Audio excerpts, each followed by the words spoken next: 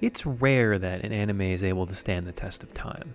With the amount of new shows flooding the medium every year, there's simply too much for one person to watch. Older shows, even popular ones, naturally fade out of public consciousness, faded to either obscurity or being occasionally paraded around as old underrated hits. But a select few, whether due to overwhelming quality, a fervent fanbase, or something else entirely, live on as classics, shows that need to be watched in order to truly understand the medium. Fullmetal Alchemist by Hiroma Arakawa is one of the greatest stories ever told, a thrilling adventure of intrigue and action where every detail matters and rich, fully fleshed out characters populate every scene. It truly shows the pinnacle of storytelling that the shonen demographic is able to reach and is a must-watch for any self-proclaimed anime fan. A classic's classic if there ever was one. Why are you all looking at me like that?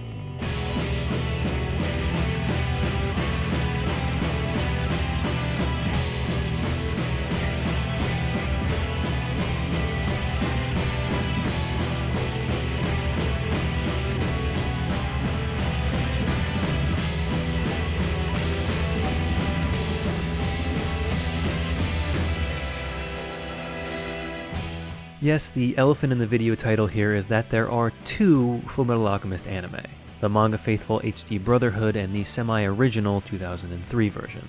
It's one of the more bewildering scenarios, especially for a modern fandom that's become so obsessed with how close adaptations are to their source. Bones decided to adapt FMA just 2 years and roughly 25 chapters after it had begun its run. With limited source material and a mandate from Arakawa herself to have a different ending than what she was planning, the production team got to work spinning their own tale. What resulted was a story that loosely follows and pads the manga for its first half before completely doing its own thing throughout the final 26 episodes. It's a product of an era where many shows just ran until they hit an anime original ending, or got bogged down in filler, instead of adapting in chunks with multi-year long waits in between. When 03 ended, there were still 6 years and roughly 70 chapters of manga to go.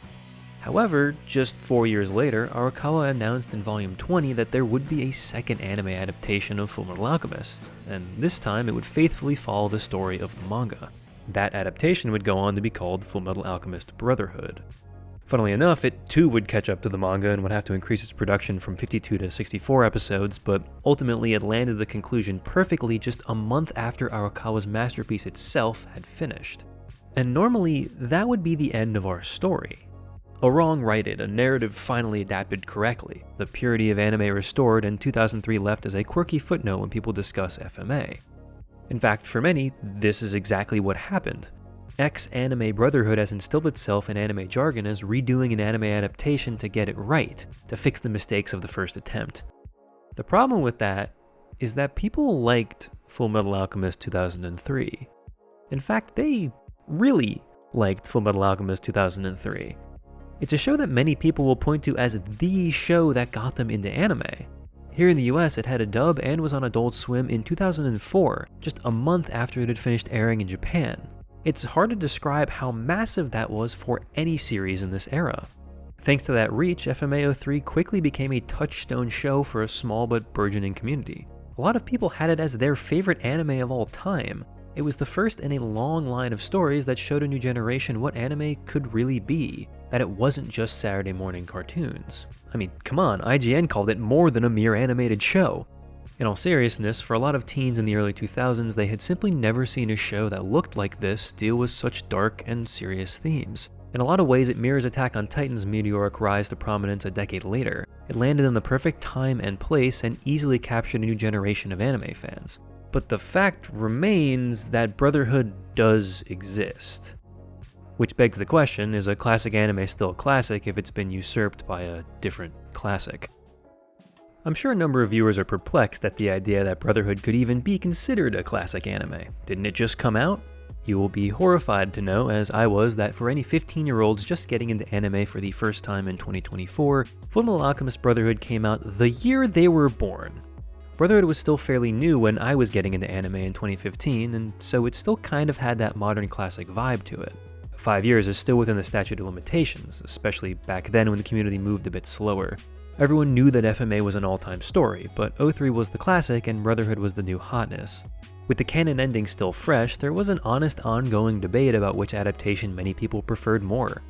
You couldn't discuss FMA without someone bringing up O3. Half the community was raised on it after all, and for a while it really seemed like both would exist together, different versions of the same core story.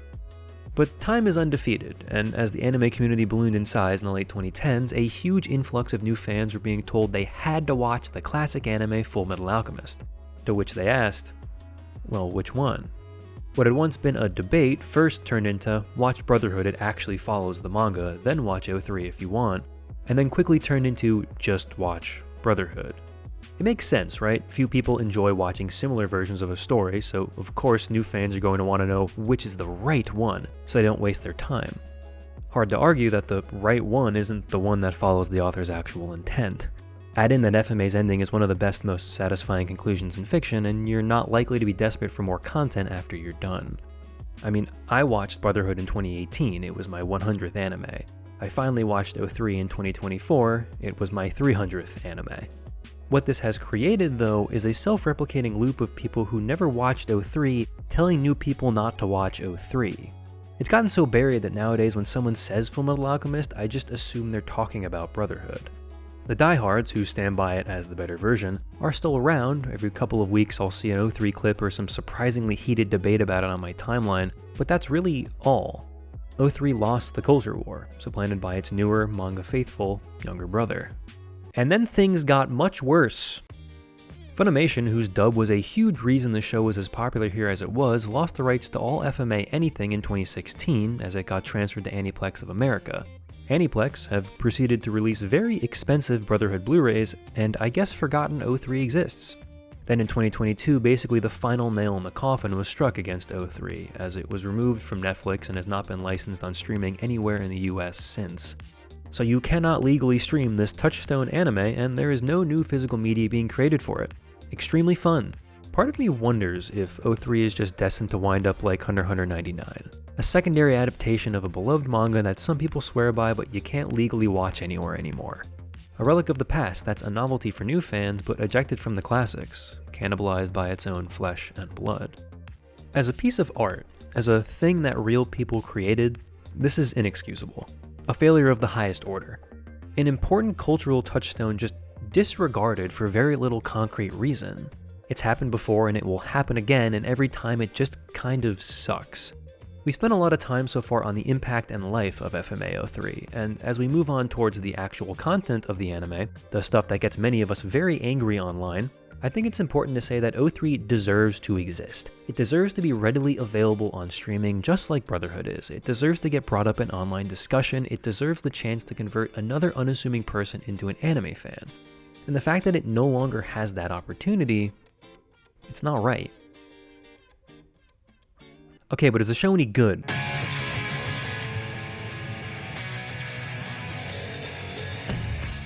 I discussed earlier the hotly contested debate on which FMA adaptation is better, a war that is no more than smolders now, but still always has the chance to ignite just some of the craziest vitriol you have ever seen. It's a debate that is seemingly inescapable whenever O3 is discussed, shackling it to only ever being analyzed in comparison instead of totality. This is probably why O3 fans are just so entrenched in their positions at this point. They have to play defense to even discuss their favorite show in public.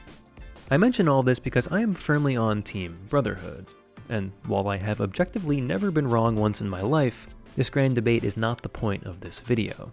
I don't want to spend the rest of the runtime lamenting the changes O3 makes to Arakawa's story because 1, I will go insane, 2, I'd like to touch on it in a different video, and 3, at this point it's not really productive. There's a difference between how something fares as an adaptation and how good something is. As an adaptation of the manga and story titled Fullmetal Alchemist in 2024, charitably, O3 is rough, and I say that while acknowledging the fact that it was never going to be a complete adaptation given what they had to work with. I also say this as someone who thinks one-to-one adaptations are bad. You have to change certain things when you switch mediums. Cut content or original additions are not only fine, but welcome. Panel-for-panel recreations of manga are boring and usually do not create great anime. However, there is a line between directorial freedom and just completely changing the core plot, characterization, and message of a story. That last part is a lot of the reason why I take personal issue with some of O3's changes. It's obviously a unique case in that many of the changes were just simply required to tell the story they wanted, and the fact that they don't line up with a manga that did not exist yet is really not the show's fault. For the time it came out, it's a fine adaptation. Knowing what we know now, I do think there's a reason its influence has faded a bit. Which is why, for the majority of this video, I want to examine Fullmetal Alchemist 2003 as its own thing, as a show that stands on its own, as a story that exists outside of the manga. I think that's only fair for a classic anime, and also the more pedantic I get about comparisons, the more we're all just going to be kind of in a bad mood. I am not here to willfully antagonize 03 fans, yet I am here to try and make sense of what exactly this creation is. Full spoilers for any and all versions of FMA ahead, and even if you know Brotherhood and have never seen 03, I do implore you to watch it and form your own opinion, as that is important. Starting at the top, the intro is great. Is this because it's quite literally one-to-one to the manga's first chapter? Yes, but Liore is such a good beginning to the story. I do wish they spent less time revealing the transmutation at the start, but that's me getting pedantic with the manga, and I promise not to be too annoying. The whole first episode is such an incredible hook with so many fun reveals that you kind of take for granted when you already know these characters back to front. Al being an empty suit of armor, Ed's automail, it's easy to see how the show immediately grabbed so many new fans when it aired. It's honestly even more fitting as an opening given how important Liore winds up being to this story being told here. What follows though is a lot more hit or miss. After the obligatory human transmutation and house-burning backstory, 03 already begins its semi-original yoink and twist. It sets up the following string of episodes as one continuous flashback, reformatting stories and creating its own where needed to build out a narrative of Ed and Al's journey from Resembul to becoming state alchemists in the city. This section, as well as the episodes that revert back to present day from episodes 10 to 13, do their best to capture the wild adventure aspect of the series to differing levels of success. The train attack and the trip to the mining town are great per usual, and twisting the Rush Valley delivery into helping Gracia while she goes into labor is a really fun addition. But the episodes with the Puppeteer, the Phantom Thief, and the fake Elric brothers are a lot more meandering than I would have liked. I can excuse the Maj Hall episode a bit here, because it's still just episode 4, and it also really sets the darker tone 03 wants to focus on. A tone enhanced by extended cut show Tucker. Tucker almost becomes a parental figure to the brothers here, and Nina is fully a surrogate sister, dragging out both of their involvement in the story to multiple episodes. This makes the slow realization of what's happening all the more sinister. A prime example of something I imagine hit really hard on first watch, and also before it was memed to hell for no reason.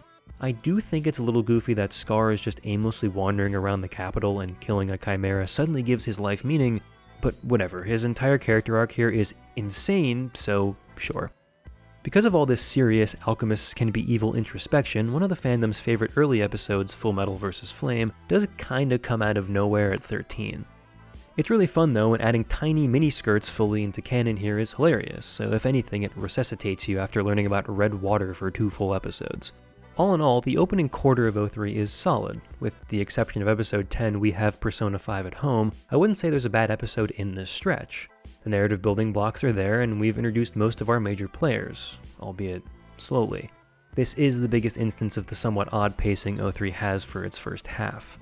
Given the nature of how the overarching story is stretched out here, there's not a ton of forward momentum until the boys finally learn about Marco.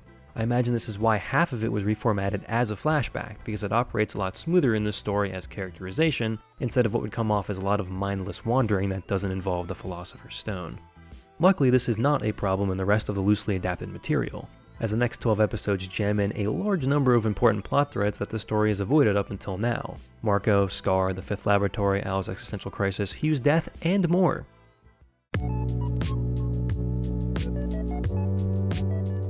The story really makes up for lost time by introducing Marco as a key figure in the search for the Philosopher's Stone, having him dump as much exposition as possible, and then die. Feels like a waste of such a knowledgeable and potentially pivotal character, but whatever, his role here is to tell Ed and Al about the Ishvalan massacre and reveal to the audience that Mustang killed Winry's parents. A bombshell reveal that will surely have a satisfying conclusion later. Speaking of Mustang, what the hell was the plan, my guy?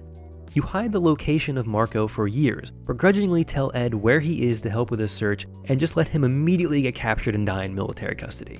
I would be so mad if I was Marco. Like, the cops are there immediately after Ed shows up. They didn't even try to visit him incognito. This version of Mustang already being bumbling kind of twists the rain scene with Scar from funny to more incompetent, a bit of a theme with the Colonel throughout this specific series in my opinion. Anyway, Scar shows up, kills Bass Grand, which honestly kinda hits here. That man has essentially been a minor antagonist up to this point. Almost kills Ed and then absorbs a fake Philosopher's Stone into his arm. Ominous. What follows is the real solidification of something I can only describe as O3's vibes-based storytelling. Episodes that have interesting themes wrapped around pretty unimportant events. If I tell you the episode following Scar and Ed's big fight is introspective about the human cost of war, the foolishness of the quest for power, and the punishment of survivors' guilt, that sounds really interesting. But it's also me charitably doing literary analysis on Al getting left at the train station, a young boy stealing underwear to a gang fight, and Ed storming off in search of his brother only to get his leg stolen by a girl trying to give it to a war vet. It's tackling interesting themes in support of the story, but not by using the overarching story itself, similar to the one-off episodes earlier in the show. As we'll see a bit later, O3 is very good at saying something, just in kind of a bizarre way sometimes. The climax of this section is the Fifth Laboratory, and it's probably the best display of the good side of O3's distinct brand of sauce. Big story reveals about how stones are made, who the homunculi are, a great fight for Ed, a rumination on what it actually means to be human, all mixed in with Show Tucker. He's back, and he's a little freaky now. This all comes to a head with Ed almost getting tricked into creating a Philosopher's Stone using live humans because he thought he was just using red water created from humans, and why let perfectly good product go to waste, I guess. Gimli, who, surprise, is here now, spoils this by blowing up the ceiling and revealing that Ed was in fact about to murder a bunch of real guys.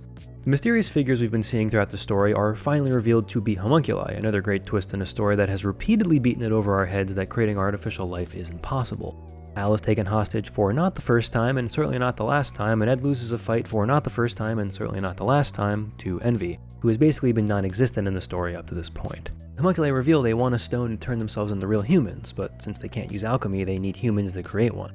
Try to use Al as a hostage to threaten Ed into going through with the aforementioned murder, but he can't bring himself to do it, even under the risk of losing his brother. He then tweaks out on red water and everybody leaves. I really do like Ed being so stubborn, so hell-bent on the one way he can save his brother, that he almost accidentally commits a mass murder. Sometimes the flames of ambition are blinding, and he's been flirting with that for a while now. I then like it even more that once all the cards are on the table, he refuses to do the transmutation, even at risk of losing Al. Incredibly interesting clash of his morals, his desire to protect his brother, and just the overwhelming weight of holding so many lives in the palm of your hand. And you know, this is all good stuff. In this world we're living in where I am experiencing Fullmetal Alchemist for the first time, I gotta say, I'm very interested to see where this goes. After this, Al has his existential crisis, which again is some vibes-based episodes where you're contemplating what it means to be human while Scar and Al chill with some kids. And then finally, we reach the midpoint of FMAO 3, episode 25, Words of Farewell. That's right, it's finally time for Hughes to die. It's done well here, I have no complaints. Him fighting off two homunculi at once is indeed pretty cool. However, it's honestly almost comical how long it takes for Ed and Al to learn about Hughes. He dies in episode 25, they learn about it in episode 44. At that point, so much is going on it barely even matters.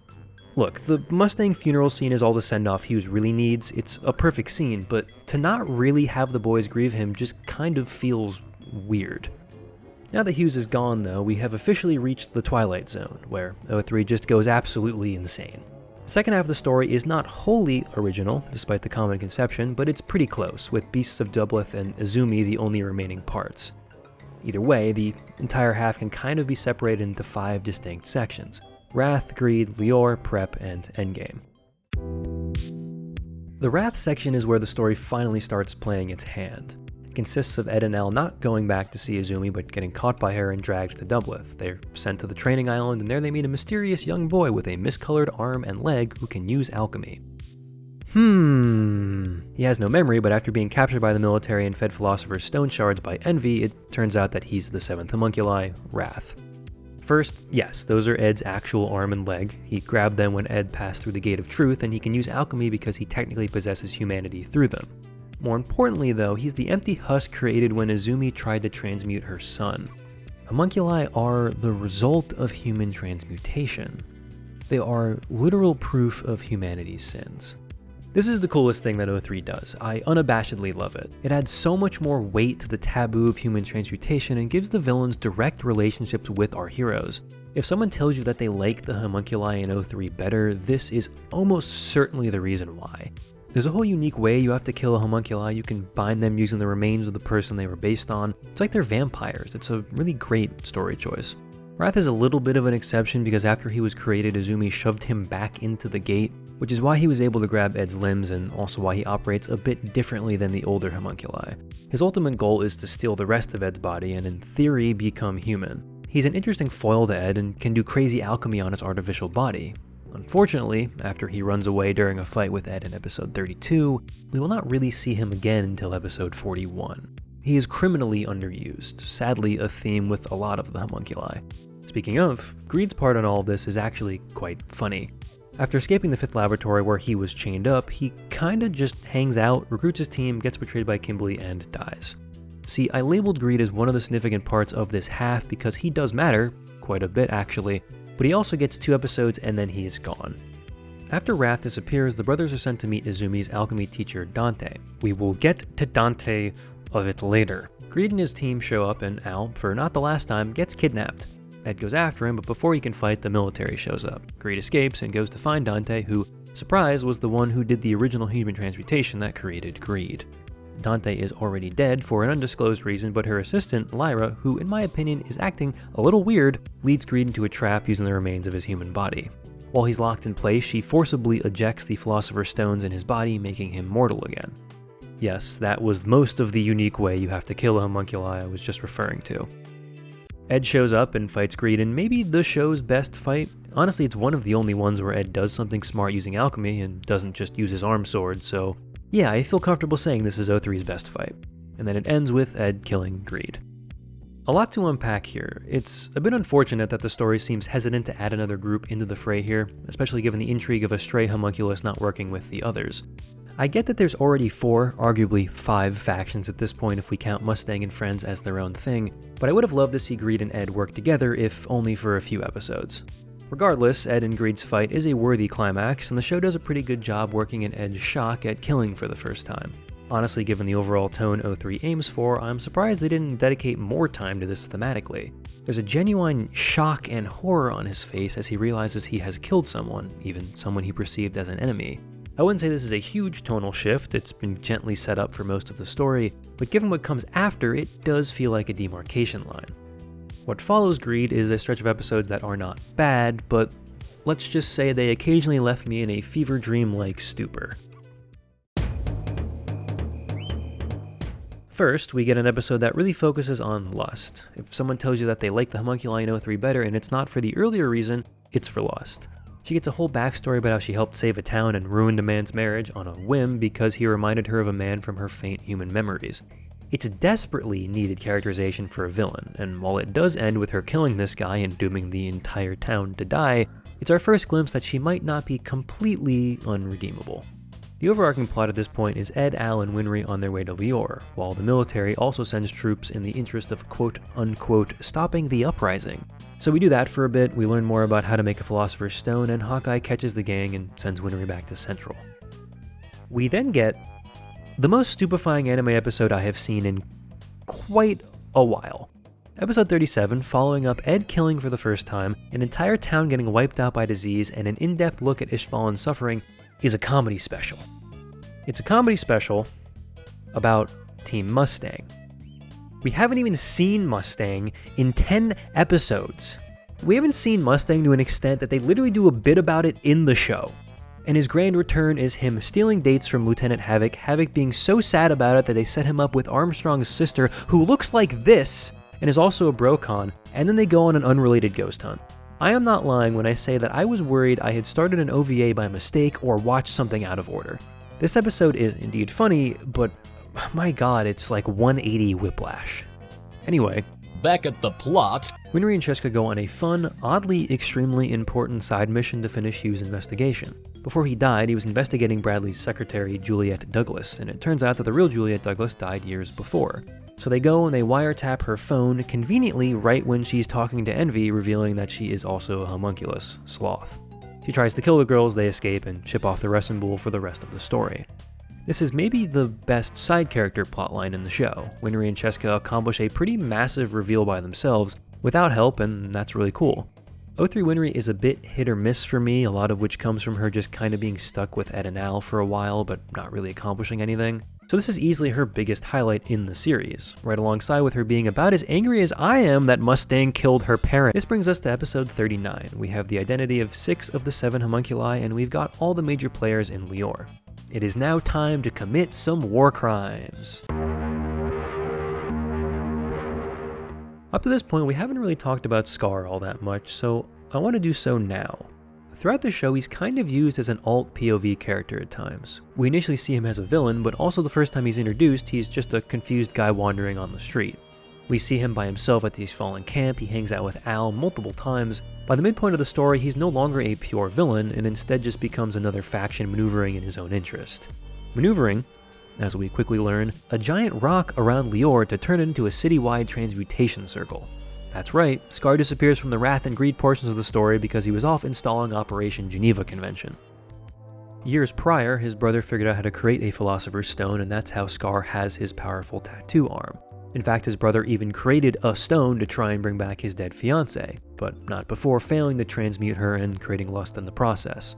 I think it's quite nice that the two semi-helpful villain characters have a connection like this, and it explains why they each seem so familiar to each other. Once Scar heads back to Liore, he steels himself to use his brother's work to create a new Philosopher's Stone, but instead of using the citizens of the town, he's going to use thousands of military soldiers. Part of me wants to say this is out of character for Scar, but I think that's the part of me that's hanging on to a different version of him. It's not like 03 Scar is more evil or extra murderous, but he just never meaningfully moves past his initial motivations. He wants to exact revenge on the military, and that's kind of it. He softens up a little around the Elrics, but not substantially. For everything we've learned about Scar, this decision is kind of in line with the way he's acted the entire time. It leaves him a little more one note than I would like, but at least his final act to complete his plan does add a little color. Ed briefly confronts Scar in Liore, but after getting interrupted by Lust, decides to at the very least help all the civilians escape. Before doing so though, he sends a letter to the Mustang telling him not to let the army march into the city, which is the sole reason I'm not that mad at him for letting this happen. For the time being, the army waits outside and Al is sent in to retrieve his brother. This is also where we finally learn that Bradley is the 7th homunculi. He orders Kimberly to kill Ed and is overheard by Snake Woman Marta, who is here in an extended role but still somehow dies in exactly the same way. If I'm not mistaken, that is technically the last manga thing they adapt. Once Al reaches the city, he helps Scar finally get his revenge on Kimberly, but in the process has his armor turned into a bomb. It is here where Scar makes a very interesting decision. I've been softly making fun of all the Scar and Al hangouts that have happened up to this point, but it was going somewhere. Al is about to die. If his armor blows up, his blood seal will be gone, and with Ed down in the sewers fighting Baby Genius and Hydro Mom, the only person who can save him is Scar. And whether out of genuine affection for him garnered over the story, or perhaps his memories of his own brother saving his life, he hatches an absolute crackpot scheme to save Al. See, Scar can't change and reconstruct things using his alchemy. He only knows how to destroy. So the only way he can change the composition of Al's armor is to turn it into the Philosopher's Stone itself. This rules. It's so ridiculously insane of a concept that I'm 100% on board. Scar baits the army to finally march into the city by showing them Kimberly's corpse, which is all Colonel Archer was waiting for since he really wanted to do some state-sponsored war crimes. I haven't really discussed Archer at all because he is essentially just the personification of the evil humans in the military. He's needed to keep the plot moving, but he's also so comically evil that he's not really interesting, which makes it extra funny that he gets turned into a literal Terminator for the final stretch of the show. Honestly, the same can be said for 03 Kimberly as well. He's pretty much just a crazy guy who likes blowing people up. No nuance, he's just a villain. After securing the ingredients, Scar, who already lost an arm in the fight with Kimberly, fuses his tattooed arm with Al's armor, losing it in the process. With all the preparation done, he does something that is admittedly very metal and completes the transmutation circle with his body, dying as thousands of lives are turned into glowing red light. This is where the narrative of 03 is at its best. You're naturally rooting for the protagonist in this situation, you don't want Al to die, but you're forced to grapple with what that means, what the cost of that is. Not only do we lose a prominent side character, but also thousands of mostly innocent lives were just lost in order to keep one character alive. These are the themes and the issues that 03 wants to explore, and if you do the work to dig, it's very compelling. Unfortunately, Again, a lot of that comes through in analysis and subtext, as the story itself is now moving at such a breakneck pace it only has so much time to dedicate to Al now literally being made of human lives. Because as soon as this happens, he and Ed are forced to run, now being wanted men because the homunculi want the Philosopher's Stone. Lust, for her part, helps the boys escape and is punished for it. Punished by Dante.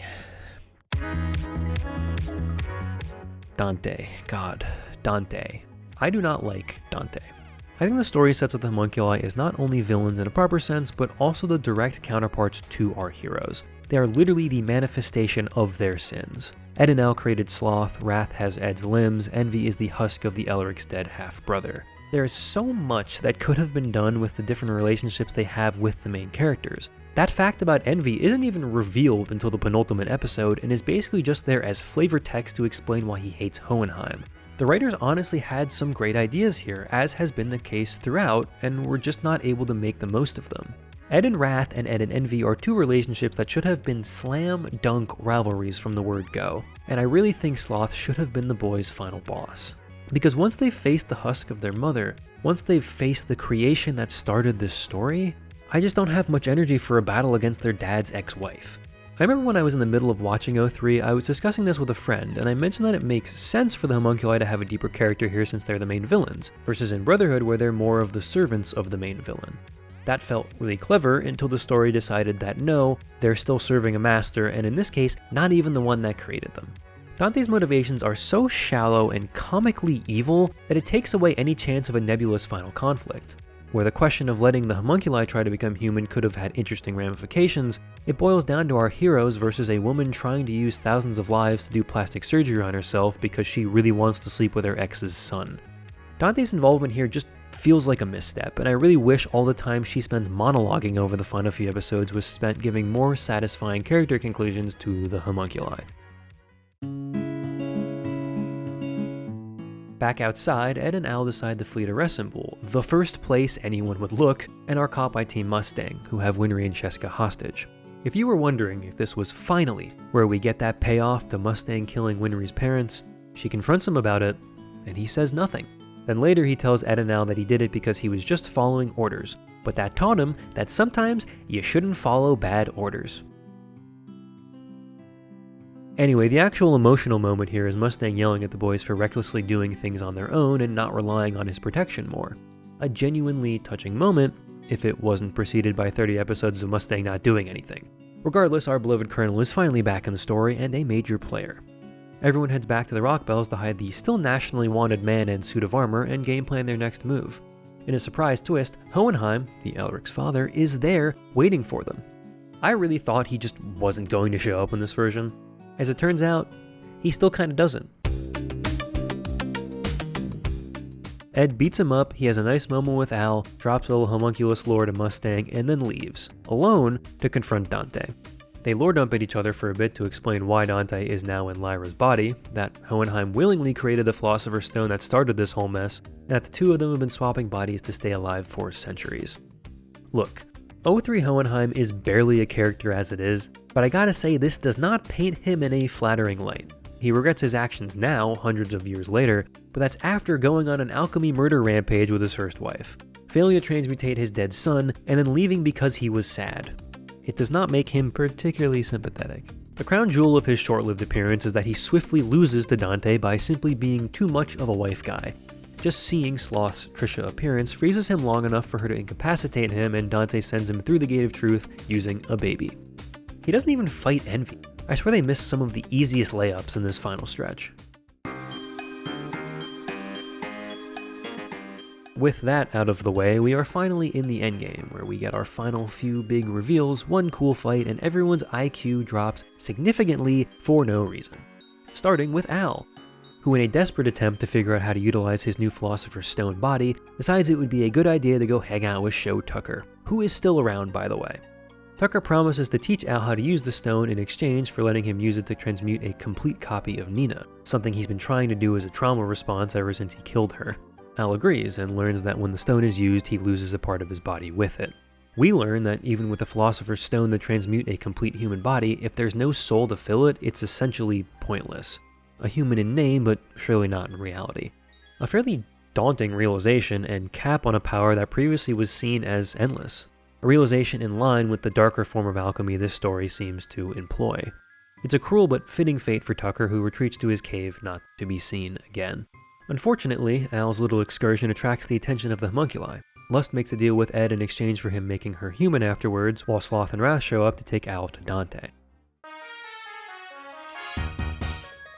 This is the best thematic fight in the show, and as I said earlier, I really wish this was the final battle. But there's a reason I just said thematic fight, because as is the case with a lot of the material in the climax, how things actually get done are, well, everyone is kinda dumb. A lot of fights in this series sort of get decided by luck or convenience, not necessarily a plan working or someone being stronger. And nor is that felt more than at the end. Ed and Lust's plan to trap Sloth works perfectly. Ed digs up his actual mother's grave to get a bone to immobilize her, and Lust draws the sealing circle with her nails. They spring it on her, they weaken her, and then a couple of just insane things happen. First, Ed tries to give Lust the locket with her original version's hair in it. I don't know why he does this. She cannot carry it. If she interacts with it in any way, it will freeze her in place. Why does he throw it at her? Just keep it, at least until you've finished off Sloth. Then Al, entranced by the form of his mother, decides he's going to take the only thing stopping her from attacking them and throw it out the window. I can understand that he may be upset that his brother dug up their mother's grave, but I feel like this is an issue that can be resolved after defeating the villain. Al takes a real bad IQ hit overall in this section. Then, Wrath happens to arrive right as the mom box was yeeted out the window.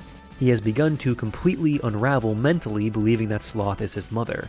An incredible example of look how cool this shot is in service of something extremely confusing.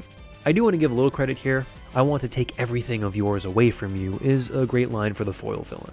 Probably his best line. So Wrath sticks the box inside his body and goes to have a genuinely good fight with Lust where he just gets his ass beat. Just complete domination. She even hits him with the "I will kill you enough times until you die," an immortal classic. Unfortunately, remember that locket Ed carelessly tossed away earlier? Well, Wrath happens to fall right onto it while also conveniently Lust is standing inside the sealing circle. He removes her immortality and kills her. It's better to be lucky than good. Let's pause for a moment then to discuss Lust, universally agreed to be the best homunculi in this version, not that the competition is very tough. She is undoubtedly the best written homunculi.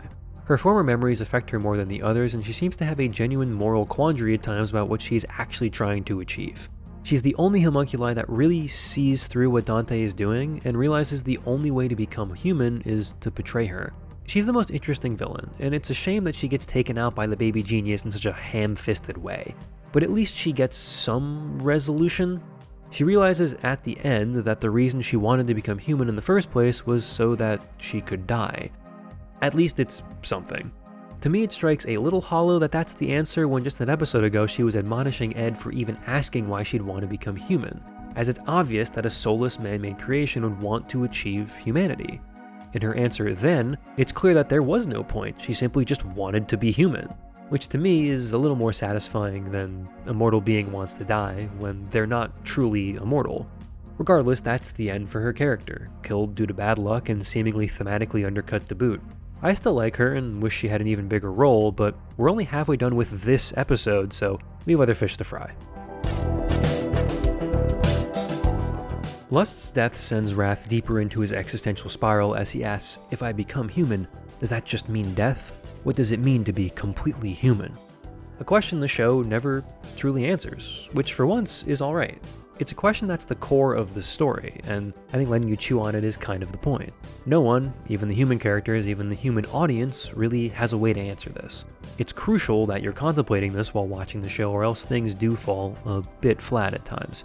If you're viewing this part of the ending as a black and white, soulless villains fight human protagonists, it really starts to struggle, which again is why I don't like Dante. Anyway, it's time to briefly have a fun fight again. Al's armor gets controlled by the water form of Sloth, and Ed uses alchemy in a genuinely cool way, more of a rarity than I'd like in 03, to freeze Al and Sloth at the same time. She then escapes by vibrating really fast, and while doing so unlocks her human memories of the boys. She then decides that in order to stop the pain those memories bring her, as she's not human and not actually their mother, she needs to kill Ed. Thematically appropriate, just a very fast 180. The whole fight is kind of in that vein. This is such an important moment, something we've been building to ever since we learned how homunculi are created, arguably ever since episode 1. A moment that, in my mind, is the proper climax of the story, and it feels a bit rushed. Probably because it's not the actual climax, and with only 4 episodes left, we are moving at breakneck speed to get to it. Ed does yet another cool alchemy trick. This fight is a real highlight reel for him, turning his arm into sodium so that Sloth explodes. This doesn't kill her, but it does set off Wrath, who's so worried about his mama that he fuses himself to her. Astute readers will remember that Wrath absorbed Trisha's bones about 10 minutes ago. Sloth is frozen in place, and Ed transmutes her body into ethanol, which evaporates at room temperature. The hands that brought her into existence are the ones that snuff her out. I complained a lot about that whole sequence, but that's really good thematic stuff. Ed is forced to reckon with his sins, lose his mother for a second time, and this time make the choice to do so. I was clowning on Al, but the allure of seeing someone who was exactly like the person you tried to bring back has got to be heartbreaking. Maybe even to the extent that you convince yourself that maybe it really is her. I think we see that effect in Wrath, Al, and Ed to differing degrees. Something that even Ed notices. He doesn't cry when Sloth dies, but Wrath does. So who's really the human at this point? What does that even mean? In many ways, episode 47 really is the thematic high point of the series. And sorry for really getting in the weeds on that episode, it's just the most insane television I've watched this year, and I really needed to make that known. But before Sloth's body is even cold, or dry, Envy shows up as Winry tricks Al for just long enough to capture him and then take him to Dante. Whee! Look, there's a lot you can say about the final act of FMAO 3. You can't say it's boring.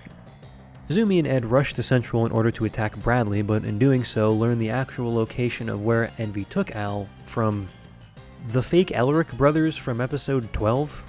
Sure. At this point in the story, there's still one exceptionally odd thing that it's doing, which is that Ed thinks that his father, not Dante, is the leader of the homunculi, which is very intriguing if we didn't already know that that wasn't the case. So Ed just keeps asking characters about it to no real effect for the audience.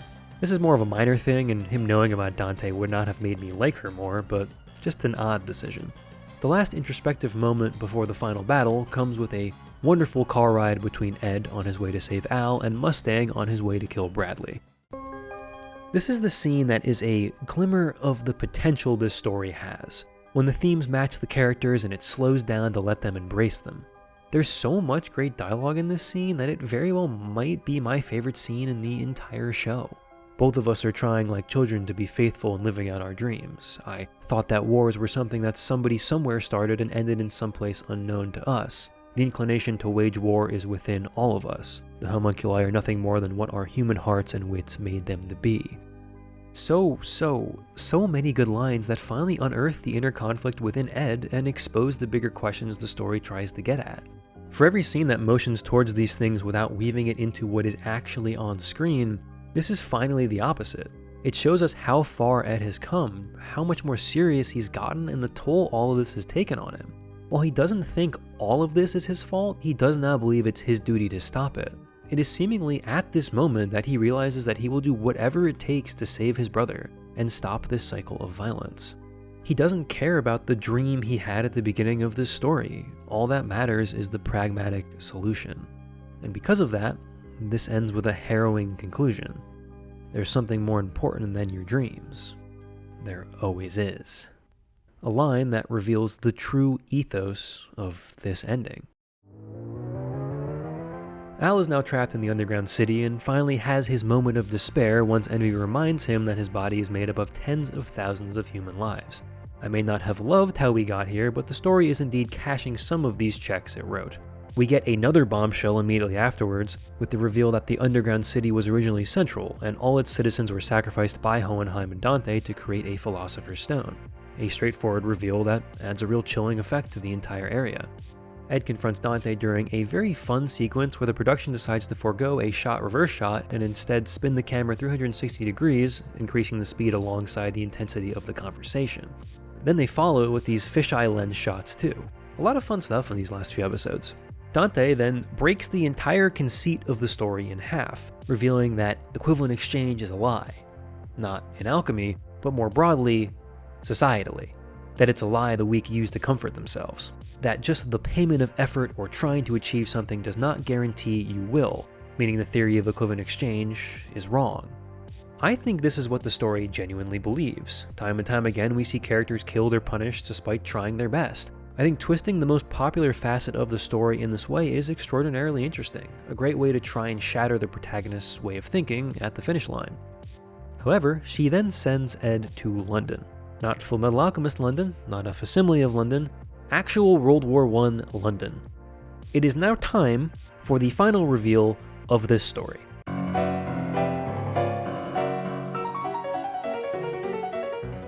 The other side of the gate of truth is the real world. So this got me. This melted my brain. It's such an insane crackpot reveal, I almost have a deep level of respect for it.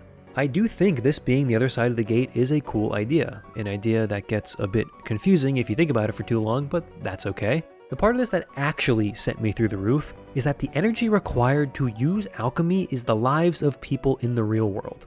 The basis for alchemy itself is human lives. The process of alchemy, the core of the very story of Fullmetal Alchemist, is inherently evil. Every time a character has done anything throughout the story, they've been using the supply of energy created by a science-based society waging war. In terms of shock and endgame twists, this can't be beat, but in doing so it undercuts what made the Philosopher's Stone so horrifying. It casts into doubt the intentions of anyone who uses alchemy and makes the entire endeavor take on a sinister tone. This really is the final stop for this story's dark view of alchemy. It's been working towards this the entire time, and it's finally shown its hand. Proven doubly so by the way Ed forces his way back to his world, by using the life of his other self to propel himself back through the gate. If you don't have the energy created when a human dies, then you are unable to use alchemy. And I feel like a crazy person that this isn't fully grappled with in the story. Alchemy is Soylent Green, and Ed keeps using it. Al wants to learn it after he gets back. The story uses this to create a horrifying reveal, and then moves on. It simply does not have the time to implement what this actually means for a world centered around alchemy. Again, we get interesting themes, not actual actions. Back in Hell, Ed interrupts the stone ritual and fights Envy in a beautifully animated fight before gaining the upper hand. Envy then reveals that he is actually the husk of Hohenheim and Dante's son, created by Hohenheim after their son died. The feeling of being deserted by his father when he left to create a new family is why Envy hates him and Ed and is so vindictive towards humans. Then Ed fucking dies. He's so shocked by Envy's real faith that he freezes, and Envy just kills him in cold blood. The protagonist of the series loses his final fight in the series. R.I.P. 03 Ed, you sure were dark and brooding and admittedly lost a lot of fights.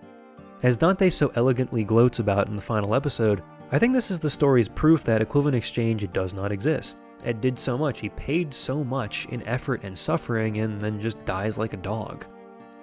Except that he's not dead for long. Al sacrifices himself, while Dante just stands around and tells him not to complete a successful human transmutation using the Philosopher's Stone. Ed's soul had not yet passed through the gate, which is why he was able to be brought back, but at the cost of his brother. Equivalent exchange might not exist in society, but it does indeed still exist in alchemy, somewhat confusingly. What this all means, though, is that Dante doesn't even get beaten. She just loses to her hubris. There's no grand fight, no big win, she just runs away and gets eaten in an elevator. God, she sucks. It is now, finally time, for the most controversial part of FMA 03, the actual ending. Ed is alive again, but Al is now gone, so his answer to bring back his brother is to sacrifice himself to transmute Al's soul and body back from the gate. What actually winds up happening is he flings himself through the gate, and the price paid to save Al is the 4 years they spent together traveling. I do not love the ending, and a good portion of that is surely bias, but for a story focused on two brothers who outwardly say their goal is to fix themselves not at the cost of each other, it sure does feel like an unnecessarily cruel way for things to end. And yes, Ed is still alive over in Germany trying to find a way back. I purposely did not watch Shambhala before writing this video because I wanted to judge the ending on its own merits, not in conjunction with a movie that did not come out until later. It will get its own video as long as it substantially changes my thoughts. For now, the story ends on a hopeful enough note that I don't want to totally lambast the way it goes about it. And while my preferred version of Ed wouldn't do this, I do firmly believe that 03 Ed would do this. 03 Al too, as he pretty much had already decided his life was forfeit while he was trapped by envy. If Ed had simply sacrificed himself to save Al, then I would be much harsher on this ending. To be honest, I'm surprised that isn't what they went with given how dark all the other reveals wind up being. They committed to this much darker version of alchemy and then give it a little bit of hope right at the end. It doesn't reconcile the energy reveal, but at least the show doesn't end in complete and utter sadness. If you're wondering why I didn't mention the Mustang Bradley fight, it's because it shares one brain cell with the fights I've complained about.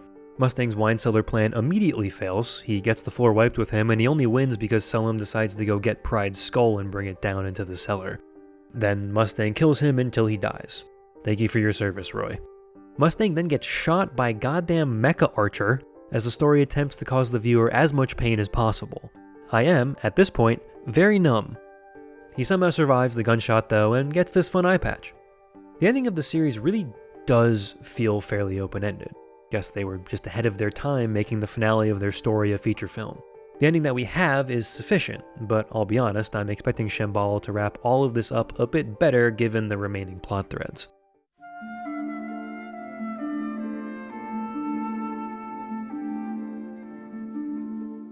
So, after all that, is Fullmetal Alchemist 03 any good? Maybe? I think it depends on what you want out of it and how you like interacting with your stories. I think it presents its themes very well and is extremely clear to the viewer what those themes are.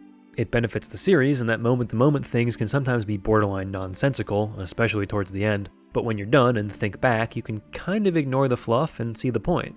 I know this for a fact because this is what happened to me in the couple of months since I finished watching. The thematic work is quite good at times. All the minute stupidity kind of washes away and you're left with the meaningful things that 03 is trying to say.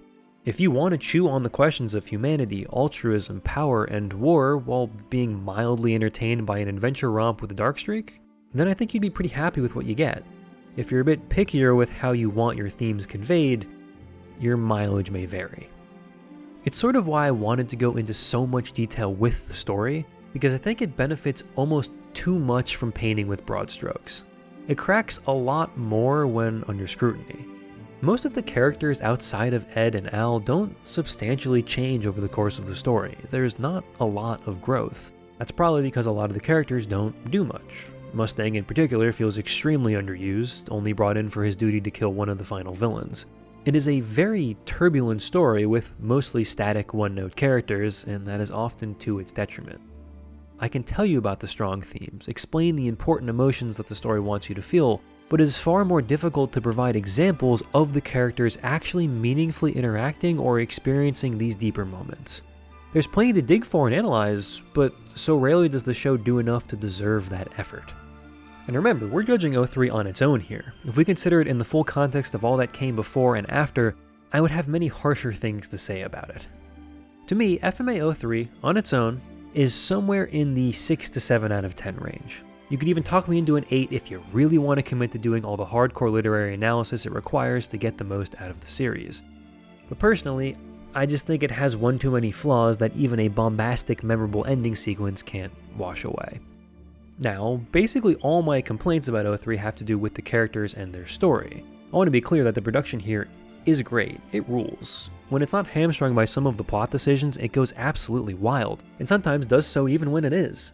One of the biggest boons 03 has in staying remotely culturally relevant is that there are just many different cuts that you can post as clips that, without needing the context of how we got there, are awesome.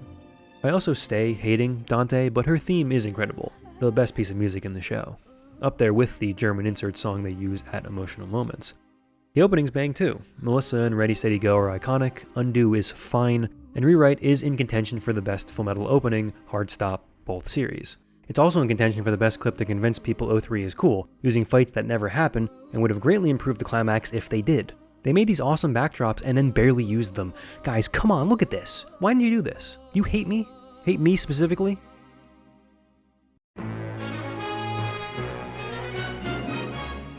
You know, now that I've finally watched 03, I can reveal the stupidest thing I've ever done. I am a huge Asian Kung Fu Generation fan. They're one of my favorite bands of all time. Sarufa is one of my favorite albums of all time. Riri has been in my Spotify Wrapped top 5 4 years running. I had, up until watching 03, never listened to Rewrite. I made this decision on purpose. For whatever reason, back in 2018, I decided I wanted to experience it for the first time as an opening. At the time, I didn't know it would take me 6 years to see it. It is the only song I've ever done this for. I am a psychopath. I have listened to it about 300 times since finishing the show. Anyway, after everything I've said, the state of this anime in 2024 is kind of odd, because it deserves to exist. It deserves to be officially licensed, and it's a shame that it's not anymore. But if someone new asked me about watching Fullmetal Alchemist, even in a world where 03 is readily available, I'm pointing them towards Brotherhood first every time. I can only imagine that the impetus behind this not getting picked up by one of the streaming services is that same thought. Well, if we have the true version of FMA, why would anyone want to watch this older one? It's a very philosophical question. Does a remake always make the original obsolete? Sadly, for a lot of people, I think that answer is yes. And that's under more pristine conditions than we're dealing with here. Unless you're interested in the history of the medium or want to see how 03 twists and changes the Fullmetal story, it is kind of a weird recommend. Look at it this way. The only reason any number of new anime fans even know about Brotherhood at this point is because of the constant maldrama about it and because Brotherhood has become shorthand for remake. Even the Nina jokes have died down the last few years. When it's this hard to maintain relevancy in an ever-growing audience, it's hard to see 03 ever being anything more than a quirky footnote alongside Brotherhood's existence. A constant fun fact. Did you know that there was an earlier FMA anime that didn't have all the manga to adapt, so it's original? Is that fair? Is it fair that thousands of hours of work from talented artists and animators gets boiled down to a trivia question? No, it's not. 03 deserves better than that. But to use the anime's own logic here, there is no such thing as equivalent exchange. The work that went in does not guarantee relevance forever. Honestly, it's a miracle people even still talk about it this fervently at all 20 years later. That in of itself is a blessing and a testament that it really did connect with people back when it aired. I imagine for a lot of the old heads who argue with me about 03 versus Brotherhood, this was the anime that got them into anime. There's a reason it's so beloved. I can complain all I want about how this anime handles characters I love and tells a story that I don't particularly enjoy, but at the very least it deserves to be remembered. As a quirky, original version of a better story, yes, but also a touchstone anime for the Western community and a gateway into the medium for many. So to answer the question at hand, does anyone remember Fullmetal Alchemist? Yeah, I think they do.